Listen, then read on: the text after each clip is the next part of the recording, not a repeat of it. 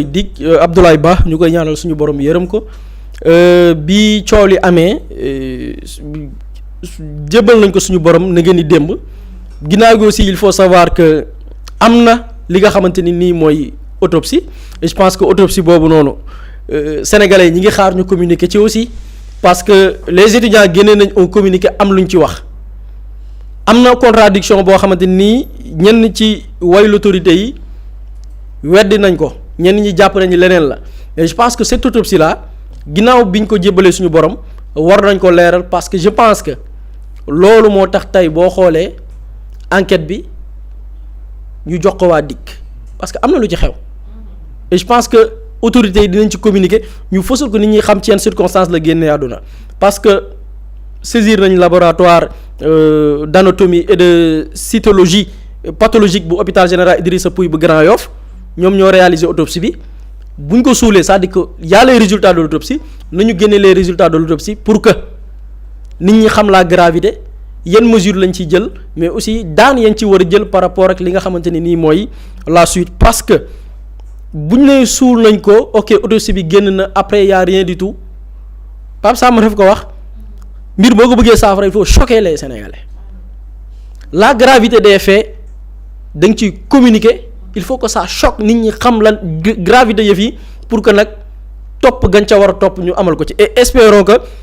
les résultats nit ñi nañ ca am lu gën a leer pour que après mu mën a déterminer la suite des événements mais dossier bi jox nañ ko ñi nga xam ni ñooy waa division des investigations criminelles ngir ñu amal ci ay topp pour que ñu xam mbir ma nu mu demee ndax quand on te dit que un étudiant boo xam ni dafa tëju woon ci néegam am na ñu ko weddi mais je pense que dama gis le directeur du port mu wax ko certaines choses il faut l'assumer bi ñu weddee dajji buntu néeg yooyu je pense que après Pape Samba dina ci ñëw y a des vidéos yu wane nañ gis nañ ko di këdd ay buntu pour dajji ko c'est-à-dire que même étant à l'université ñëpp génnuñ sànni xeer quand même ki génn sànni xeer du lay ñu ne dañ ko war a tirer balle loolu gars yi dañ ko doon xeex jamonoy Macky Sall tey lañ ko gën a mën a xeex guérilla ñu ne am na ok forcément da ngay dóor bal nit mu dee loolu amul fenn y a des images après yu attesté que ni dañ doon këdd ay buntu di daaj ay buntu tey boo jëlee Abdoulaye Ba marchul woon grèvewul woon sànniwul xeer et les circonstances de sa mort aussi comme je l'ai dit nañ ko communiquer nit ñi xam ko suite yi nga xamante ni war nañ ko jox l'enquête ñu jox ko loolu c'est une chose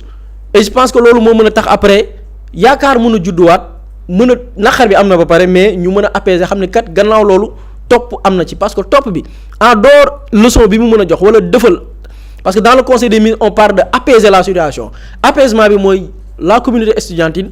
ou bien la communauté universitaire de manière générale xam ni dossier bi kat jox nañ ko tel dayo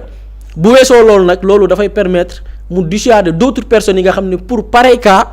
du ñu perpétuer les mêmes actes yi nga xamante ni moo jur say conséquences yi loolu information la boo xamante ni nii dinañ ko topp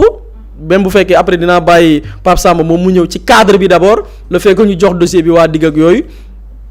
et beneen information bi par rapport ak les étudiants bi affaire yi amee yëgoon ngeen ni teg nañ lox lu toll ci 107 étudiants téeméeri étudiants yu toftal juróom-ñaar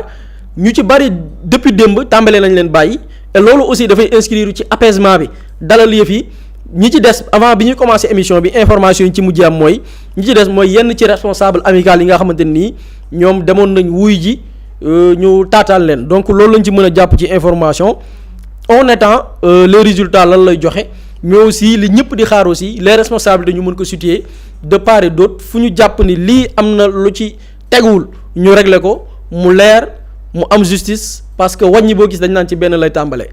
benn bi nag bu dee am na topp ga ca war dafay dissuader pour leneen wala yu mel noonu bañ a amaat et espérons que loolu la ñuy ñaan yàlla mu bañ a amaat ñu bañ ko gis ci université yi ñu bañ ko gis fenn parce que en dehors université tey fu ne musiba mun na fa am fu nekk yëngu-yëngu mun na fa am mais lépp ñu teg ko ci yoon dans le cadre du maintien de l'ordre pour que lañ ci ñaawlu wala boog lañ cay ragal mu bañ a am bu neexee suñu borom et espérons que dossiers yi du mel comme yeneen dossiers yi nga xamante ni nemmeeku nañ ko fi. jërëjëf Boury Pape Samba nguur gi ba muy soog a ñëw assise de la justice la njëkk a def maanaam lépp li nga xamante ne amoon na comme ay ñaaw te mu amaat ci biir Sénégal mais gis nañ ne amaat na seen nguur en même pas 2 ans après juste 2 ans après le mandat. effectivement te question bi sax ni nga indee affaire bi c'est très très pertinent li nga ko basé ci justice parce que dañuy delluwaat ci jox nañ enquête bi division des investigations criminelles parce que jàpp nañ ni c'est un acte criminel qui a été posé moo tax ñoom lépp li nga xamante ne ñoom ñooy saytu ci loolu ñoom loolu lañ koy dénk maintenant nag li ci man sous une forme interrogative man sama xel li ciy tey mooy est-ce qu'il y aura une impartialité parce que ce sont des FDS qui sont censés faire des investigations sur des FDS looloo tax man damay delluwaat sur le programme Diomaye Président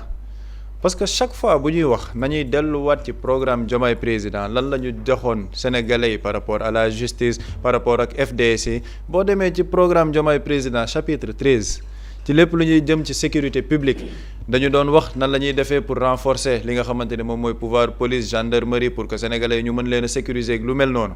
mais ba ñu demee ci lépp li nga xamante ne mooy l'usage excessif de la violence par les FDS dañu ne woon dañuy teg en place un comité boo xamante ni une autorité autonome boo xamante ni moom mooy caytu lépp lu jëm ci violence excessive bi nga xamante ni FDS yi dañ koy def ça c'est le programme du président Bassirou Diomaye Faye dañu ne woon il y aurait une autorité boo xamante ni moom mooy toog nekk une autorité boo xamante ni bokkul ci police bokkul ci gendarmerie une autorité autonome boo xamante ni moom mooy caytu lépp lu jëm ci violence excessive exercée par les FDS dañu ne loolu dañ koy def ñu ne ban àpp la ñu ne loolu comme urgence la les questions de sécurité nationale ak lu jëm ci loolu dañ koy matérialiser au cours des 2 premières années du mandat mooy maanaam autorité boobu dinañ ko mettre en place mu joxe ay conclusions ñu matérialiser ko au cours des 2 premières années du mandat ñu ngi jël nguur gi le 2 avril 2024 ci le président Bassirou Diomaye Faye def sa passation de service jël li nga xamante ne moom mooy ay prérogatives am donc bu ñu jàppee 2 ans le 2 avril 2026 bii la donc il reste encore au gouvernement et au régime du président Bassirou Diomaye Faye peut-être 1 mois et demi pour cette autorité autonome boo xamante ne moom moo war a gérer lépp lu jëm ci violence excessive des FDS loolu ce programme là ak li nga xamante ne dañ ci wax lan lañ ci def defuñ ci dara il faut dire les choses telles qu'elles sont defaguñ ci dara li tax nga ñëw ci waxu justice ma ne loolu c'est très important ñu ciy taxaw parce que ba ñuy ñëw au pouvoir dans ce même programme dañu ne woon la justice et la reddition des comptes dafa nekk lu am solo par rapport à ce mandat ba ñu ne les réformes de la justice urgent boo xamante ne les 12 premiers mois dinañ ko matale ba li ñu njëkk def le président Bassirou Diomaye Faye ba mu ñëwee mooy def des assises de la justice ñu jox ko les conclusions de ces assises de la justice le 4 juillet 2024 le président Bassirou Diomaye Faye ce ne sont pas des assises yoo xamante ne dañ koy ranger dans les tiroirs les assises de la justice ça fait maintenant 2 ans lan la ci nit ñi gis il n'y a aucune matérialisation des assises de la justice te assises de la justice yooyu lan moo ci nekkoon li xewoon de 2021 à 2024 on a vu des FDS ci période boobu noonu ñu doon violenter ay sénégalais tudd nañ fi ay cas de torture gis nañ fi plusieurs personnes qui ont été tuées ñu gis ay FDS tirés à bout portant sur des sénégalais léegi boo ñëwee ñu jox le pouvoir tu ne fais pas une lumière sur tout ce qui s'est passé ci période 2021-2024 boo xam ne on te parle de plus de 80 morts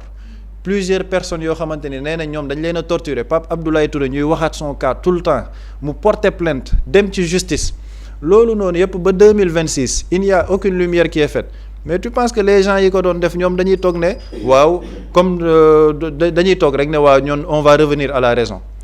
non si tu ne rends pas justice tu donnes une licence à l'impunité et licence à l'impunité bi ngay joxe leen lay indi mooy récidive parce que nañ ñëw ci li nga xamante ni moom moo xew université il faut qu'on soit cohérent avec nous-mêmes parce que man li ma gëm boo doon xeex benn mbir de 2021 à 2024 2026 ñëw il ne faut pas avoir une position partisane ba nga bañ a gis li nga xamante ni moom mooy dëgg lii dëgg mooy les FDS dañu ne ñoom dañoo demoon foofu pour le maintien de l'ordre public loolu lañ ñu théoriser loolu le ministre de l'intérieur Bamba Cissé wax ni ñoom dañoo jot ay renseignements dañoo demoon foofu pour le maintien de l'ordre public soit xëy na ñun amuñ renseignement yoom yi ñu am donc dañ leen may loolu par rapport à la bonne foi mais nañu dem dans le factuel ce qu'on a vu dans les images avec la complicité de la régie mais qu'est-ce qu'on a vu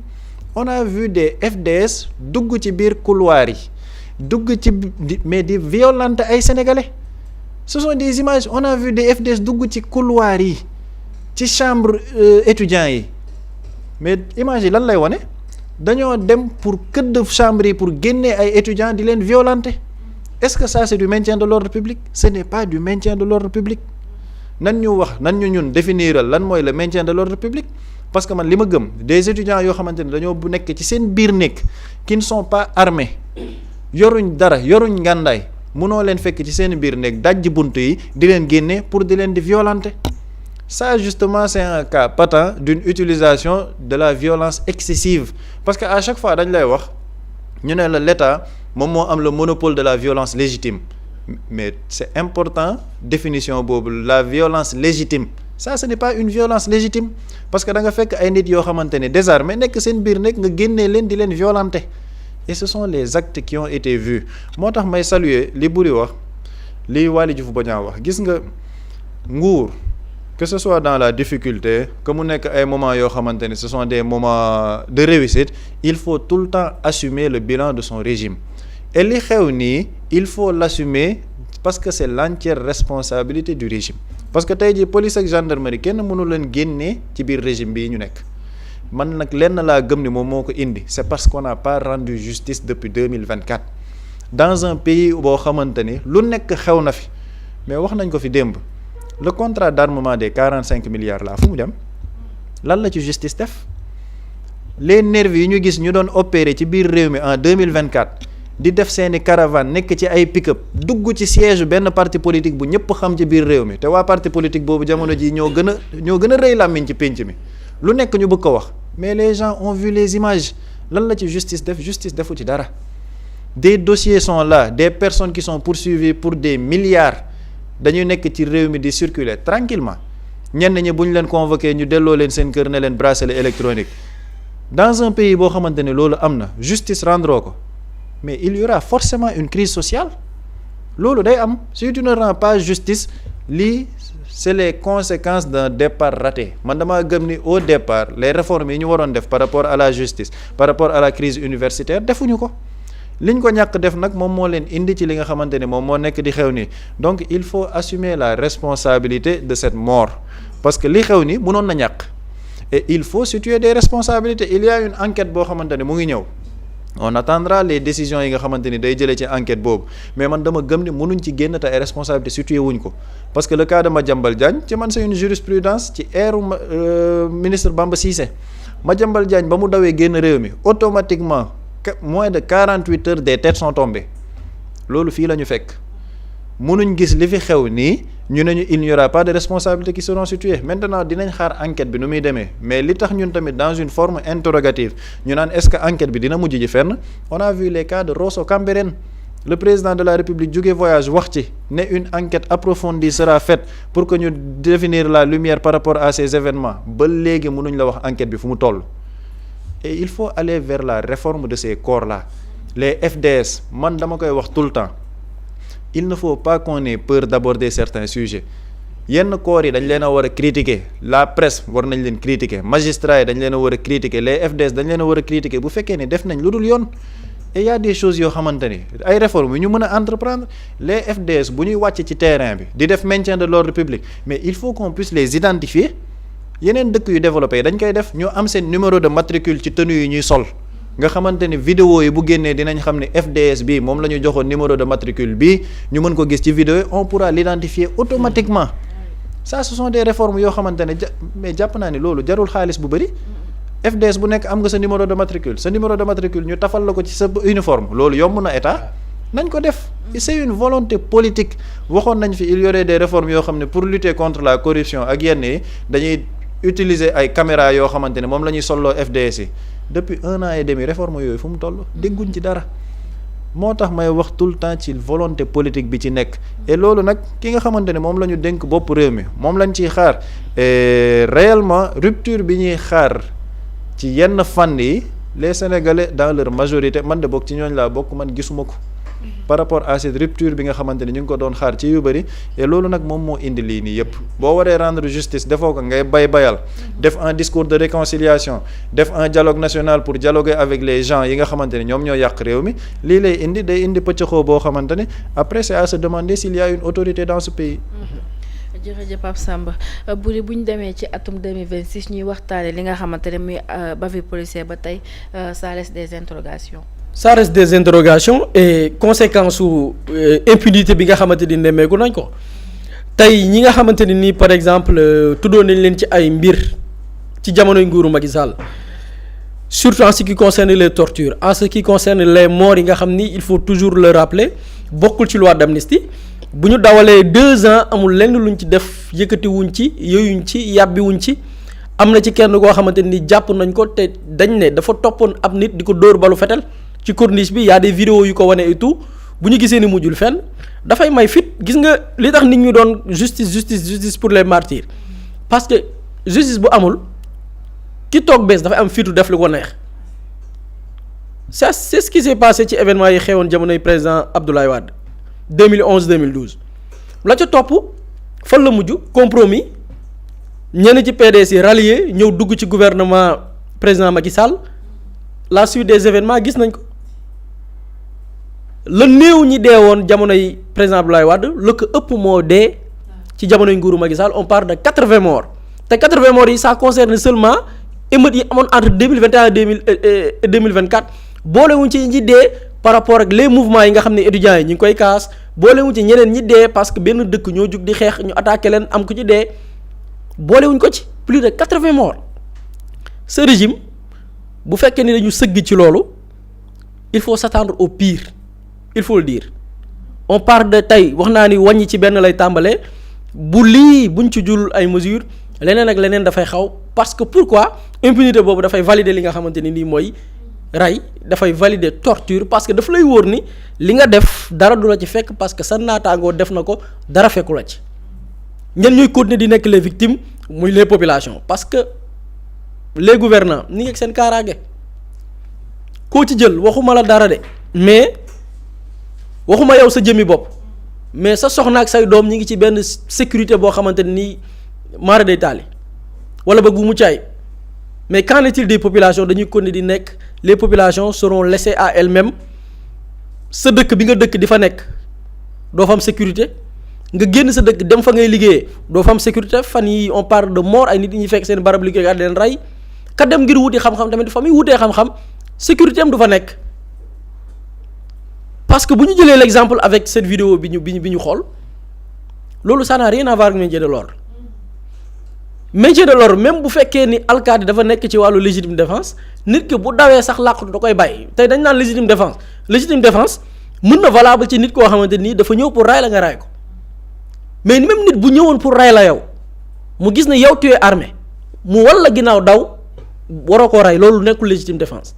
mais là on te parle pas ay nit yu attaqué ñu riposter ray leen mais ay nit ñoo xam ni même bu ñu gisee ni ñi ngi en position de faiblesse dañuy daw mais waxuma ñooñu dama leen jëlale mais ki nga xam ne moom ba loolu li xew dafa ne man xaaral ma tëju parce que université am na ci étudiants yoo xamante nekk nañ fa pendant des années mosuñu dem front xamuñu luy front coow bu amee dugg nañ seen chambre tëj ñu ne fekk nañ fa kooku noonu dajj ay bunt loolu bokkul ci maintien de l'ordre et loolu comme on l'a dit bayal gi moo fi bari il faut le dire jamonoy Macky Sall déggoon nañ fi quota parce que dafa naroon dem guerre moom moo ko dippee de guerre nous sommes en danger nous sommes en guerre dem def ay quotas ñu recruter dans tous les corps tey est-ce que dans ces corps là après ñi ñu intégrer après ces gens là est-ce que identifier nañ leen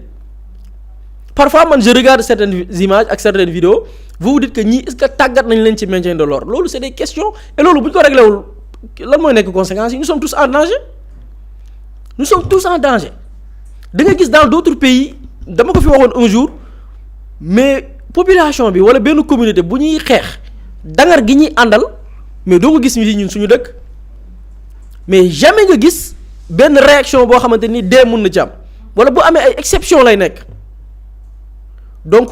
impunité moo ko waral et espérons que pour ce cas avec le cas d'Abdoulaye Ba dinañ ci trouver une solution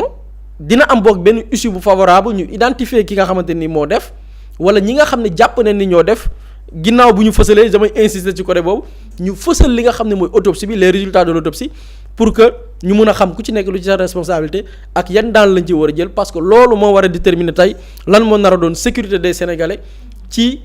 moo xam barab bu ñu nekk moo xam fa ñuy jàngee fa ñuy liggéey wala barab ba nga xamante ni fa la ñuy dëkk di fa tëdd ka yeewoo. jërëjëf Boury ci barab boobu sax la ñuy des ba tey ak rectorat bi nga xamante ni jot naa génne benn communiqué bu bees. waaw rectorat bu université Cheikh Anta Diop yor kilifteef gi génnee nañ ab bataaxal mooy ci wàllum njàng meeg yooyu ñoom ñi nga xam ni ñooy conseil académique bu université Cheikh Anta Diop bu Dakar nee nañ dajaloo nañ def benn réunion d'urgence démb yemook bésu àllarba fukki fan ak benn ci weeru février bii ñu nekk ci présidence su njiital ki nga xam ne mooy recteur bi di woyu ci turu professeur Alioune Badara Kandji ñu ne lenn moo nekkoon nag ordre du jour benn poñ kese lañ fa waxtaanee muy wàllu kaaraange gi nga xam ni xew na ci biir université Cheikh Anta Diop bu Dakar ñu ne ñoom conseil bi gannaaw ba ñu dajaloo càmbar nañ mbir yi nga xam ni xew na bésu altine juróom-ñeenti fan ci weeru février atum 2026 ci biir campus social bu UCAD ba fa ndongo yi di fanaan di fa lekkeek lépp ñu ne ñu gis ni gannaaw jàmmarloo yooyu lee am na ci ab ndongo buy woy ci turu Abdoulaye Ba inscrire en deuxième année di ñaareelu atum licence ca faculté de médecine fa ñuy tàggatee ñuy yëngu ci wàllu paj ñàkk na bakkanam ci yooyu la jàmmaarloo ñu ne nag métti nañ ko lool mbir moomee ba ñoom conseil académique bi ñi ngi jaale ñi nga xam ni ñooy njabootu ki nga xam ne mooy étudiant bii di Abdoulaye Ba di jaale tamit ay jegeñaaleem di jaale également bépp banqaas bu ŋànk université Cheikh Anta Diop bu Dakar ñu ne gannaaw nag ba ñu càmbaree mbir ya wàllum sécurité doomi aadama yeeg ak la nga xamante ni nii mooy sàmm moomeelu barab ya ñoom conseil bi jël nañ ay ndogal bi ci njëkk mooy wëyal li nga xam ni mooy njàng mi biir université Cheikh Anta Diop bu Dakar ci sàmmonteeg li nga xamante ni mooy calendrier universitaire bi maanaam date ya ñu àppal année bi tel lay tàmbali jeex tel àpp ñu ne daañu wëyal njàng mi ngir loolee ñu mën ko respecter waaye beneen ndogal ba ñu jël mooy suspendre ab suspension boo xamante ni nii ab décision négandiku lay doon amicalu étudiants yi maanaam mbootaay yi nga xamante ni nii moo ëmb étudiants yi te ñuy am ay njiit am ay président ñu ne daañu suspendre mboolem amical mu doon ab décision boo xamante ni décision négandiku lay doon beneen ndogal bi ñu jël mooy teg li nga xamante ni mooy benn comité ad hoc boo xamante ni nii lépp lu jëm ci wàllu proposition ay jàmbat ak i dige yoo xamante ni nii wala ay mbëbët yi étudiants yi di am comité boobu noonu moo koy càmbar ci biir comité boobu noonu mu am étudiants yi ña leen fay teewal ci biir instance universitaire yi moo xam bànqaas bu mu mën a doon ci biir université bi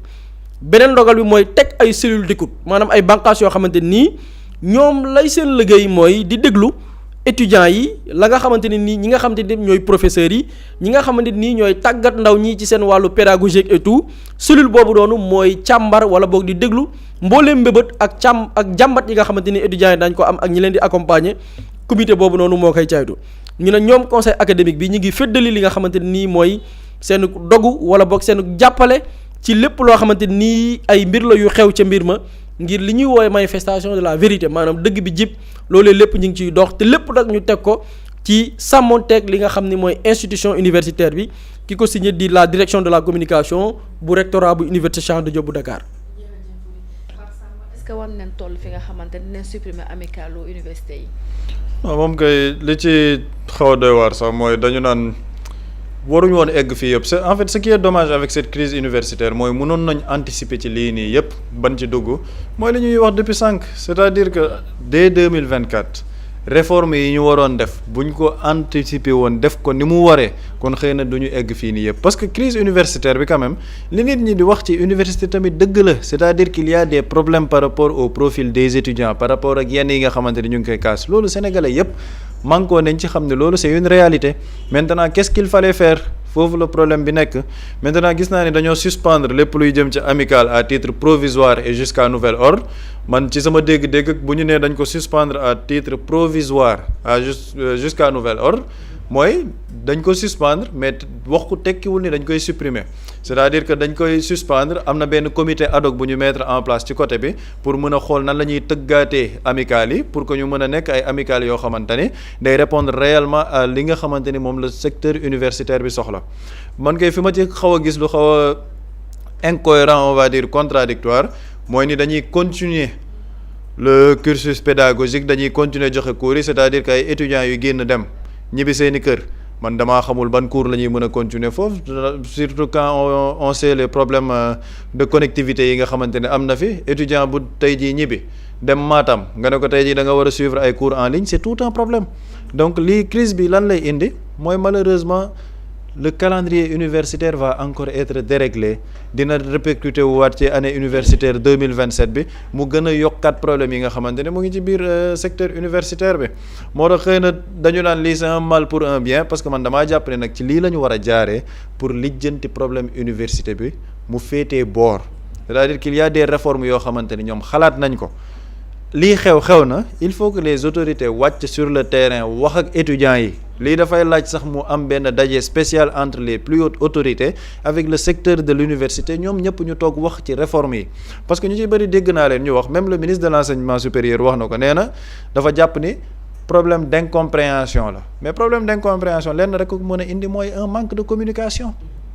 te communication du rek def nañ benn atelier defoon nañ semoon lii defoon nañ du loolu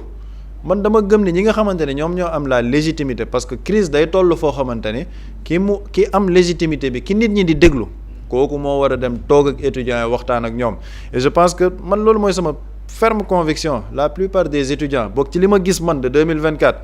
ils ont participé tey ji li nga xamante ni mooy révolution pour porter au pouvoir Pastef parce que am nañ cofeel ci Ousmane Sonko donc am na fu muy toll man li ma gëm mooy la légitimité populaire bi nekk ci réew moom moo ko am xëy na doon na baax mu dem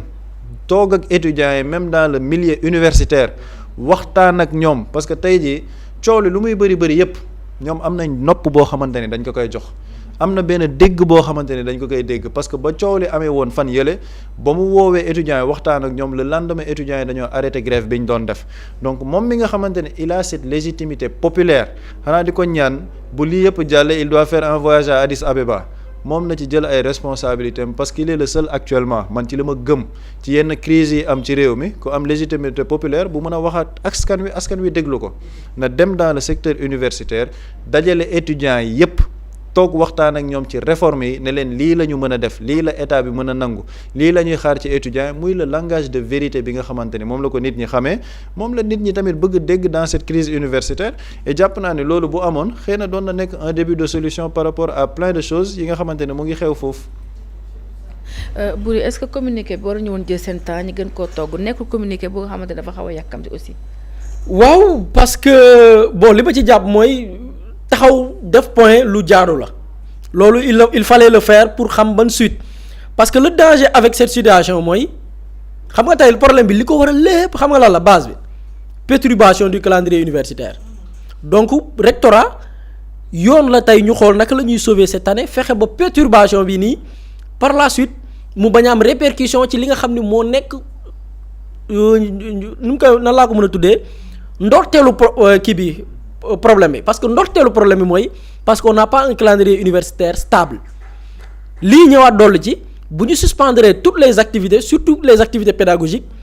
mais ça veut dire que retard bi ñuy coow tey dañuy accuser waat beneen retard beneen problème ñëw doolaaj ko waat ci problème bi li ma ci ànd mooy ñu reprendre li nga xamante ni mooy les activités pédagogiques mais activités pédagogiques yi wax naa ko université du rek pédagogie y a le cadre social tey bu gis naa ni peut-être lenn moo ci problème bi mooy le communiquer parce que y a deux possibilités yi am ou bien deux entités au niveau de l'université y a le rectorat